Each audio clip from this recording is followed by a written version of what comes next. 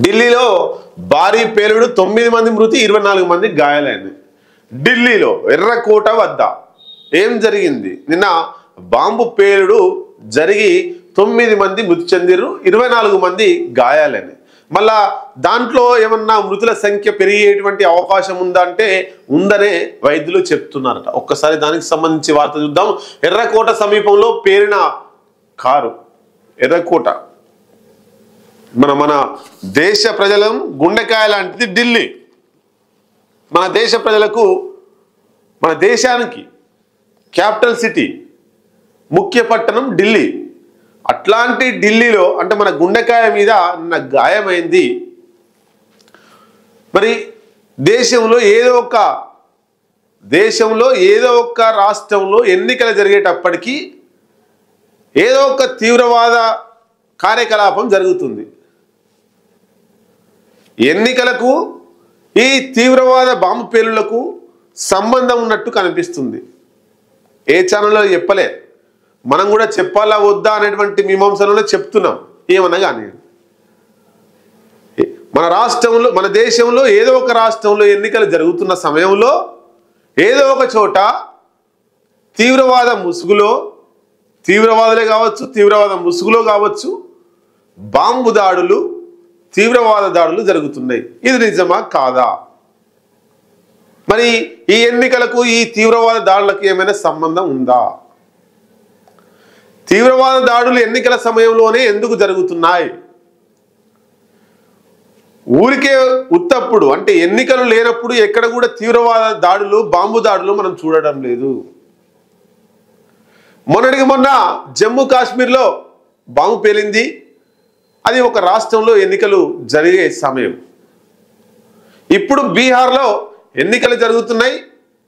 నిన్న ఎర్రకోటలో బాంబు దాడి జరిగింది. అంటే ఈ ఎన్నికలకు, బాంబు దాడులకు ఏదైనా సంబంధం ఉంది? ఎవరో దీన్ని రాజకీయ ప్రయోజనాల కోసం వాడుకుంటున్నారా, లేదా నిజంగానే తీవ్రవాదులు ఎన్నికల సమయంలో బాంబులు పేల్చి అలజడి సృష్టిస్తున్నారా, లేదా వాళ్ళను అలజడి సృష్టించి పేల్చడానికి ఇంకా ఎవరైనా పావుగా వాడుకుంటున్నారా? మరి బాంబు దాడులు జరగడం వల్ల దేశ ప్రజలు ఐక్యతగా అయి మరి ఏ పార్టీకి రాజకీయ ప్రయోజనం చేకూరబోతుంది, లేదా నిజంగానే బాంబు దాడులు జరుగుతున్నాయా? జమ్మూ కాశ్మీర్లో మనం చూసినాం దాడి, చనిపోయినరు. ఉగ్రవాదుల్ని అప్పుడు పట్టుకునేటువంటి సిచ్యువేషన్ ఉన్నా కూడా అప్పుడు పట్టుకోలేదు. తర్వాత దేశ ప్రజలంతా కూడా ఉగ్రవాదులు ఎక్కడా అని ప్రశ్నించినప్పుడు అప్పుడు పట్టుకొని ఎక్కడో కాల్చి చంపారు. ఇప్పుడు కూడా అంటే పుల్వామా దాడి కావచ్చు, మొన్న జమ్మూ కాశ్మీర్లో పర్యాటకుల మీద జరిగినటువంటి దాడి కావచ్చు, నిన్న ఎర్రకోట మీద దాడి కావచ్చు. మరి తీవ్రవాదులు ఎట్లా వస్తున్నారు? ఎక్కడో ఈ దేశానికి, రాష్ట్రాలకు హాని చేయలేనటువంటి మావోయిస్టులు అడవులలో ఉంటే పట్టుకొని కాల్చి చంపుతున్నారు. ఆపరేషన్ కగార్ అనేటువంటిది ఒక డెడ్ లైన్ పెట్టిర్రు. ఈ దేశ ప్రభుత్వానికి, హోంశాఖ మంత్రికి దమ్ము ధైర్యం ఉంటే మావోయిస్టుల మీద ఆపరేషన్ కగార్ ఎట్లయితే పెట్టిండో, ఆపరేషన్ కగారు ఎట్లయితే పెట్టిండో, ఈ ఉగ్రవాదుల మీద, వీరు మావోయిస్టుల మీద ఎట్లయితే రివెంజ్ తీసుకుంటున్నారో, ఈ ఉగ్రవాదుల మీద మార్చి 31, 2026 కల్లా దేశంలో ఉగ్రవాదం లేకుండా రూపుమాప్తం అనే చెప్పగలిగే దమ్ము ధైర్యము అమిత్ షాకు ఉందా? మావోయిస్టుల మీద కగారు చేపట్టిర్రు, మావోయిజాన్ని అంతం చేయాలి, మావోయిస్టులు అంతం చేయాలి, మొత్తం మీద మావోయిస్టు రహిత భారతదేశంగా తీర్చిదిద్దాలి అనేటువంటిది లక్ష్యంగా అమిత్ షా పెట్టుకొని పెద్ద ఎత్తున అంటే బలగాలను, కేంద్ర ప్రభుత్వ బలగాలను, డిఆర్జీ బలగాలను, 3-4-5 వేల మంది పోలీస్ బలగాలను ఒక 3-4 వ్యక్తులను పట్టుకోవడం కోసం మోహరించి, మళ్ళీ వాళ్ళు ఎవరన్నా బయట వాళ్ళ, వేరే తీవ్రవాదుల, వేరే దేశం నుంచి వచ్చినంటే కాదు, మన దేశం, మన తెలంగాణ, ఆంధ్రప్రదేశ్ రాష్ట్రాలకు సంబంధించినటువంటి వాళ్ళ వల్ల మరి సామాన్య ప్రజలకు ఏమైనా నష్టం ఉందంటే ఏం నష్టం లేదు. వాళ్ళు ఎక్కడో పోయి అడవిలో ఉండి వాళ్ళు జనాలు బాగుండాలి, ఆదివాసుల హక్కుల కోసం కొట్లాడుతుంటే వాళ్ళను పట్టుకొచ్చి కాల్చి చంపాలనేటువంటిది మనుల మీదనే మనం చేస్తున్నటువంటి దమనకాండ. వాళ్ళలో కూడా హిందువులు ఉన్నారు, మావోయిస్టులో కూడా.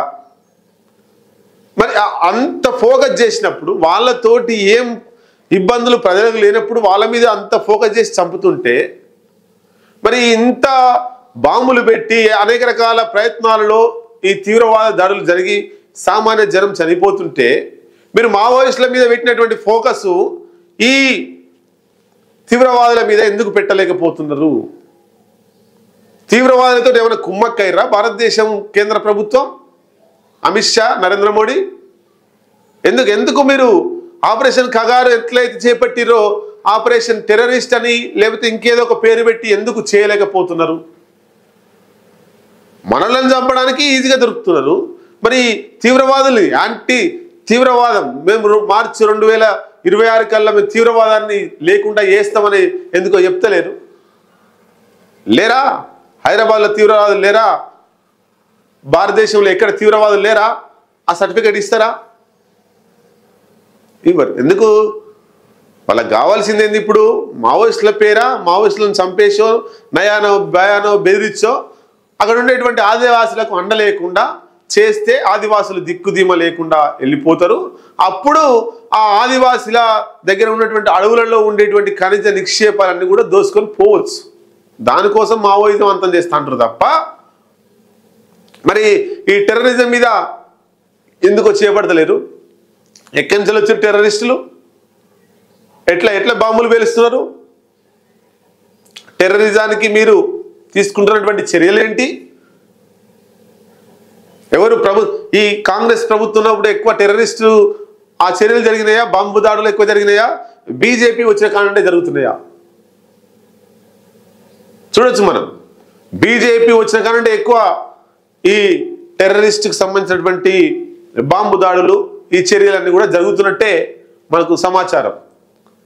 ఏది ఏమైనా బీజేపీ అంటే ఫోకస్ చేయాల్సినటువంటి చోట ఫోకస్ చేయకుండా ఫోకస్ చేయని చోట ఫోకస్ చేయాల్సి వస్తుంది బీజేపీ ప్రభుత్వం. కాబట్టి ఈ బాంబు దాడులలో ఎవరైనా జరపండి, ఏమైనా చేయండి, ఆ బాంబు దాడులు జరిగేటప్పుడు ఏదో ఒక ప్రయత్నం చేసి ఇక హల్చల్ చేస్తారు అంతే. దాని పేరిట ఇక ఒక రకమైనటువంటి రెచ్చగొట్టేటువంటి ప్రయత్నాలు చేస్తారు, అయిపోతుంది.